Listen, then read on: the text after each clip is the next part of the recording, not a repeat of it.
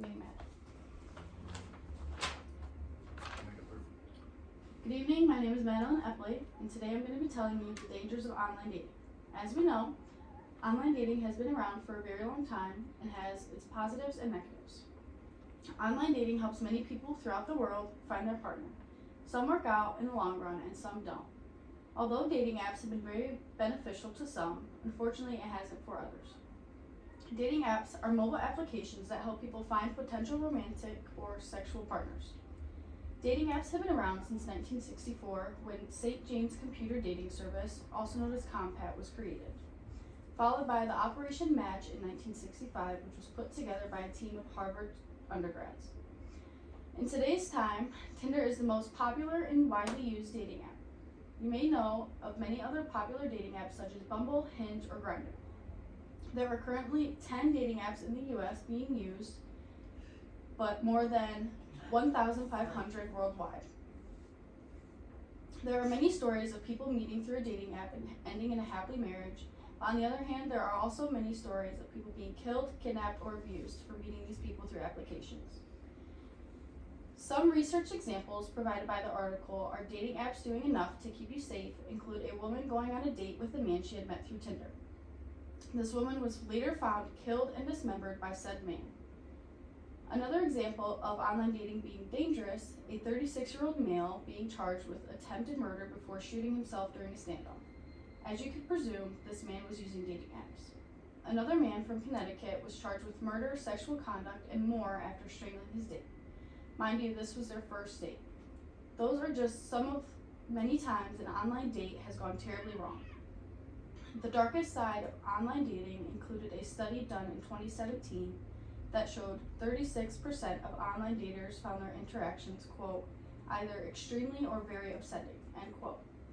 This article has exclaimed that women daters ages 18 to 35 reported high occurrences of threats of physical harm, while men reported only 9%. In an attempt to make an app safer place for everyone, Tinder introduced a machine to detect abusive messages and language, then asked the writer to reconsider the message before sending. Bumble has also created an AI to blur specific images and require user consent to view them. Some other dating platforms require a selfie doing a highly specific action to prevent catfishing and abuse. Unfortunately, there is a loophole in American Internet Law, Section 230 of Communications Decency Act, that states sites cannot be held accountable for harm that comes to third parties through their platforms. Since COVID-19, people have relied heavily on dating apps more than ever, which is why it is important to take extra safety precautions when online dating. Another reason dating apps can be dangerous is the matter of fact that people get cyber harassment by non-consensual pornography. In this article, Threaten Me Softly, Pan discusses how non-consensual pornography can be used as revenge to some. Pornography is a distribution of sexual graphic images of individuals without their consent, often used for the purpose of humiliation. According to Waldman, 10.4 million U.S. internet users have been threatened or victimized by non-consensual pornography. They have found that parties sharing intimate images and dating apps as necessary for the following reasons.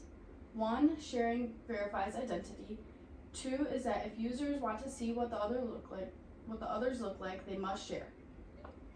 The last mentioned reason is that sharing these images will allow body positivity and sexual freedom, which is later turned and used against them. As known, dating apps are used to find sexual or romantic partners, but fortunately people fail to recognize that these dating apps have increased the number of hookup culture and decreased the number of marriages. Coincidentally, many of those who wish to marry are also associated with hookup culture. Hookup culture is the goal of having intercourse with an unusual number of partners with no intent to commit. Sarah Worthington, the writer of Hidden Costs of Free Dating Apps, has put much research into her article. In this article, she tells us, quote, how the users of dating apps typically experience low self-worth because the apps tend to elect constant comparison. Males in particular experience lower self-esteem and self-worth because the apps tend to elect comparing them as well.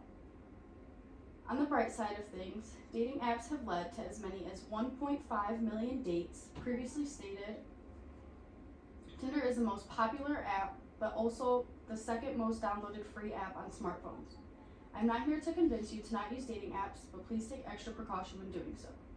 Some ways to do so are meeting people in a public place, telling a trusted friend or family member your plans, sharing your location, and keeping pepper spray close by and maintaining your control of your own transportation. Thank you for coming to my speech and learning about the dangers of online dating.